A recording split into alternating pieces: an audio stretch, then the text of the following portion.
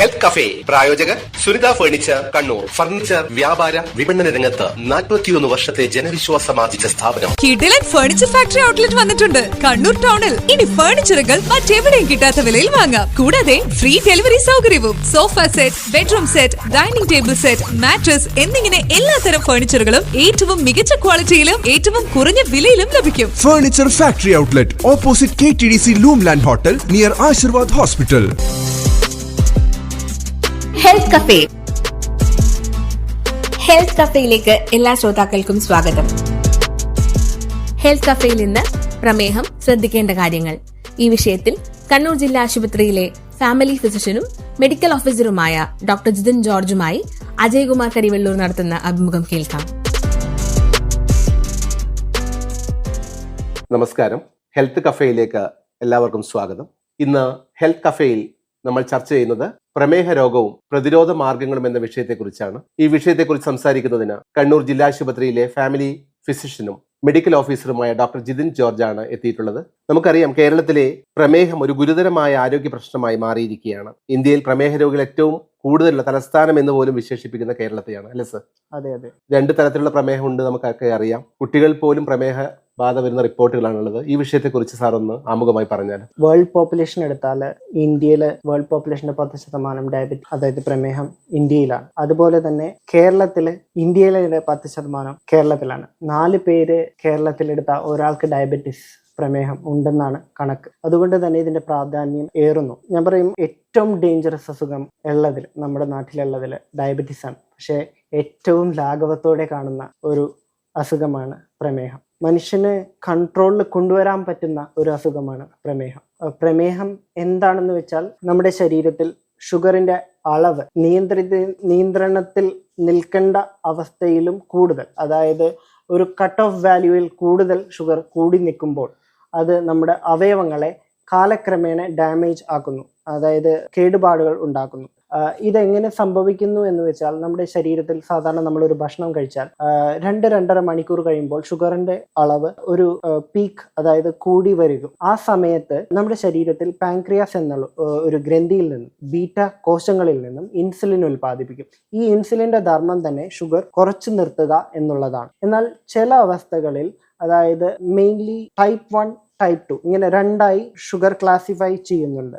എന്നാൽ വേറെ പല ടൈപ്സ് ഓഫ് ഷുഗർ ഉണ്ടെങ്കിലും ഈ 2 ടൈപ്പുകളാണ് നമ്മൾ പ്രധാനമായി പറയാറ്. ഇതിനകത്ത് ടൈപ്പ് 1 എന്ന് പറയുന്നത് നമ്മുടെ ശരീരത്തിൽ ചെറുപ്പം കാലം മുതൽക്ക് ഇൻസുലിന്റെ ഉൽപാദനം കുറഞ്ഞു നിൽക്കുക. പ്രധാനമായും 2 തരം ഷുഗറാണ് നമ്മൾ പറയുന്നത്, ടൈപ്പ് 1 ആൻഡ് ടൈപ്പ് 2 ഡയബറ്റിസ്. എന്നാൽ ഗർഭിണികളിൽ വരുന്ന ജസ്റ്റേഷണൽ ഡയബറ്റിസ് അല്ലെങ്കിൽ ഗർഭിണികളിൽ ഉണ്ടാവുന്ന ഡയബറ്റിസ് ടൈപ്പ് 1 എന്നാൽ ജന്മന നമ്മുടെ ശരീരത്തിൽ ഇൻസുലിൻ ഉൽപ്പാദിപ്പിക്കാത്ത അവസ്ഥ. അപ്പൊ ഇങ്ങനെയുള്ള അവസ്ഥയിൽ നമുക്ക് പുറമേ നിന്ന് ഇൻസുലിൻ കൊടുക്കേണ്ടി വരും. ഇങ്ങനെയുള്ളവർക്ക് ഗുളിക, ഷുഗറിനുള്ള ഗുളിക കഴിക്കുന്നത് വഴി ഷുഗർ നിയന്ത്രണാതീതമാക്കാൻ സാധിക്കുകയില്ല. എന്നാൽ ടൈപ്പ് 2 എന്ന് പറയുന്നത് നമ്മളുടെ ഭക്ഷണ രീതിയും അല്ലെങ്കിൽ അമിതമായ വണ്ണം ഇങ്ങനെയുള്ള കാര്യങ്ങളിൽ നിന്നെല്ലാം ഇൻസുലിൻ റെസിസ്റ്റൻസ് വരുമ്പോൾ നമുക്ക് വരുന്ന ഷുഗർ, അതായത് ഇൻസുലിന് ആക്ട് ചെയ്യാം. ഇൻസുലിൻ അതെങ്ങനെ നമുക്ക് പറഞ്ഞു തരാമെന്ന് വെച്ചാൽ, ഒരു താക്കോല് തുറക്കാനായിട്ട് കീ ഉപയോഗിക്കുന്നത് പോലെ. എന്നാൽ ഈ കീ ഇല്ലാത്തപ്പോൾ നമുക്ക് അത് തുറക്കാനും പറ്റില്ല. അപ്പോൾ ഈ ഇൻസുലിൻ വന്ന് നമുക്ക് ഇൻസുലിനെ അറ്റാച്ച് ചെയ്യാനായിട്ട് കീ ഇടാനുള്ള താക്കോൽ ദ്വാരം ഇല്ലാത്ത അവസ്ഥ, അതിനെയാണ് റെസിസ്റ്റൻസ് എന്ന് പറയുന്നത്. അപ്പോൾ ഇങ്ങനെയുള്ള അവസ്ഥയിൽ ഷുഗർ നിയന്ത്രിക്കാൻ പറ്റാത്ത അവസ്ഥയാണ് ടൈപ്പ് 2 ഡയബറ്റിസ്. അതിന് പല കാരണങ്ങളുണ്ട്. ഒരു കാരണമല്ല, മൾട്ടി ഫാക്ടോറിയൽ എന്ന് പറയും, പല കാരണങ്ങൾ കൊണ്ട് വരാം. പ്രമേഹം എന്താണെന്ന് സാർ വിശദമാക്കി തന്നു. പക്ഷെ പ്രമേഹം ക്രമാതീതമായി നമ്മുടെ വർദ്ധിക്കുന്നു. അതിന് പ്രധാന കാരണം ജീവിതശൈലിയിലെ മാറ്റങ്ങളാണ്.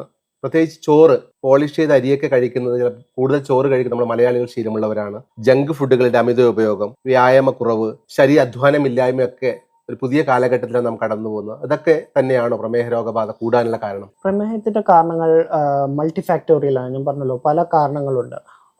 ഒന്ന് നമ്മുടെ ജീവിതശൈലി എന്ന് പറയുമ്പോൾ പണ്ടത്തെ പോലെയല്ല. പണ്ട് ആൾക്കാരൊക്കെ ഭക്ഷണം കഴിക്കണനുസരിച്ച് ഇപ്പം നെൽപ്പാടങ്ങളിൽ ഇങ്ങനെയൊക്കെ ഒരുപാട് വർക്ക് ചെയ്യുക വഴി ഈ കഴിക്കുന്ന ഫുഡിന്റെ എനർജി, അതായത് കാർബോഹൈഡ്രേറ്റ് എല്ലാം വർക്ക് ചെയ്യുമ്പോൾ ചെലവാക്കി പോകുന്നുണ്ട്. എന്നാൽ ഇപ്പോൾ നമ്മളെ വ്യായാമം ഒന്നുമില്ല.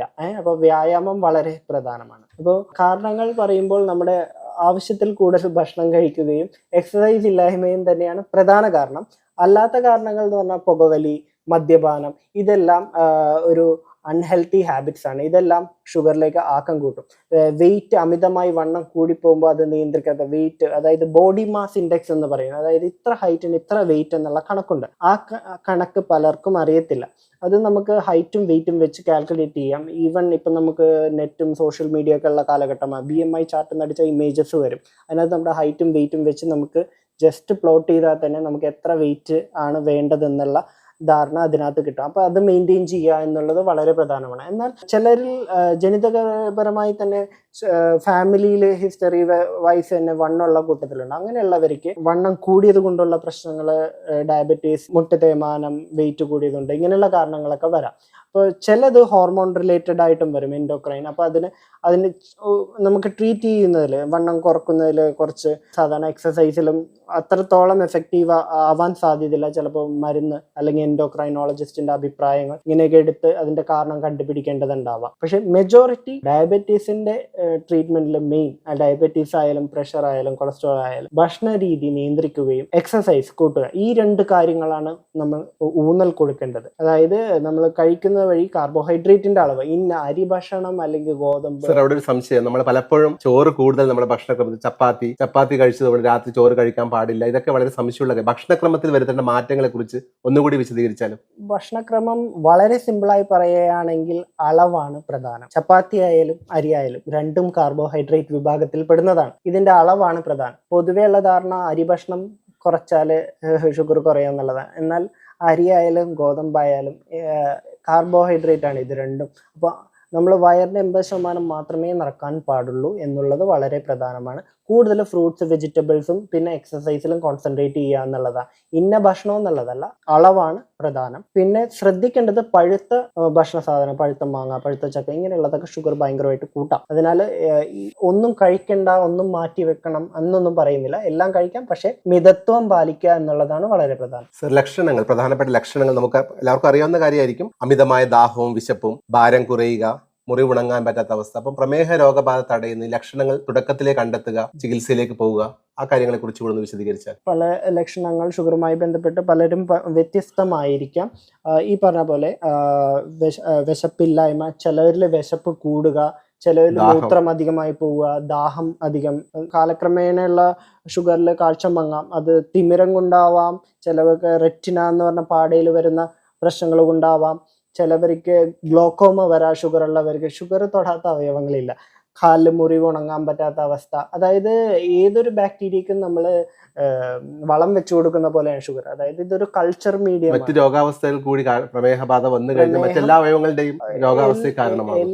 കാരണം രക്തക്കുഴലിലൂടെ ഷുഗർ എല്ലാ അവയവങ്ങളിലും എത്തുക വഴി ഈ ഷുഗറിന്റെ എക്സസ് അളവ് എല്ലാ അവയവങ്ങളെയും ഡാമേജിലേക്ക് നയിക്കും. അതുകൊണ്ട് തന്നെ ഷുഗർ നിയന്ത്രണത്തിൽ വെക്കേണ്ടത് വളരെ അത്യാവശ്യം. പ്രമേഹ രോഗബാധ തടയുന്നതിന് ശ്രോതാക്കളുമായി എന്താണ് പങ്കുവെക്കാനുള്ളത്? പ്രധാനമായും 3 കാര്യങ്ങൾ ശ്രദ്ധിച്ചാൽ ഷുഗർ നിയന്ത്രണത്തിലാക്കാം. അതിനകത്ത് ഫസ്റ്റ് ശ്രദ്ധിക്കേണ്ടത് ഭക്ഷണ രീതിയാണ്. ഭക്ഷണ രീതി മിതത്വം പാലിക്കുക, സമയത്തിന് കഴിക്കുക, മിതത്വം പാലിക്കുക, അളവാണ് പ്രധാനം. രണ്ടാമത്തെ കാര്യം എക്സർസൈസ്. എല്ലാ ദിവസവും വ്യായാമം ശീലിക്കുക. രാവിലെ വൈകുന്നേരം വ്യായാമം ശീലിക്കുക, അല്ലെങ്കിൽ ഭക്ഷണം കഴിച്ചാൽ 5-10 മിനിറ്റ് നടക്കുക, ഇത് ശീലിക്കുക. 3 മെഡിസിന്റെ സഹായം ആവശ്യമുള്ളപ്പോൾ അത് ഉപയോഗിക്കുക. അത് കൃത്യമായി ഡോക്ടർ പറയുന്ന പോലെ കഴിക്കുക. ഈ 3 കാര്യങ്ങൾ ശ്രദ്ധിച്ചാൽ ഷുഗർ നിയന്ത്രണത്തിലാക്കാൻ തീർച്ചയായും സാധിക്കും, ഒരു സംശയമില്ല. ഇതുവരെ നമ്മോട് സംസാരിച്ചത് പ്രമേഹ രോഗബാധയും പ്രതിരോധ മാർഗങ്ങളും എന്ന വിഷയത്തെക്കുറിച്ച് കണ്ണൂർ ജില്ലാ ആശുപത്രിയിലെ ഫാമിലി ഫിസിഷ്യനും മെഡിക്കൽ ഓഫീസറുമായ ഡോക്ടർ ജിതിൻ ജോർജ് അവർകളാണ്. ഹെൽത്ത് കഫേയിൽ അതിഥിയായി എത്തി ശ്രോതാക്കളുമായി വിവരങ്ങൾ പങ്കുവച്ചതിന് നന്ദി.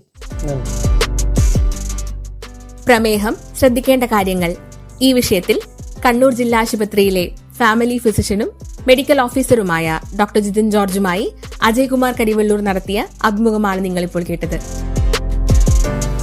ഹെൽത്ത് കഫേ പ്രായോജകർ സുനിത ഫർണിച്ചർ കണ്ണൂർ. ഫർണിച്ചർ വ്യാപാര വിപണന രംഗത്ത് 41 വർഷത്തെ ജനവിശ്വാസം ആർജിച്ച സ്ഥാപനം. കിടിലൻ ഫർണിച്ചർ ഫാക്ടറി ഔട്ട്ലെറ്റ് വന്നിട്ടുണ്ട് കണ്ണൂർ ടൗണിൽ. ഇനി ഫർണിച്ചറുകൾ മറ്റെവിടെയും കിട്ടാത്ത വിലയിൽ വാങ്ങാം. കൂടാതെ ഫ്രീ ഡെലിവറി സൗകര്യവും. Sofa set, bedroom set, dining table set, mattress എന്നിങ്ങനെ എല്ലാത്തരം ഫർണിച്ചറുകളും ഏറ്റവും മികച്ച ക്വാളിറ്റിയിലും ഏറ്റവും കുറഞ്ഞ വിലയിലും ലഭിക്കും. Furniture Factory Outlet opposite KTDC Loomland Hotel near Ashirwad Hospital.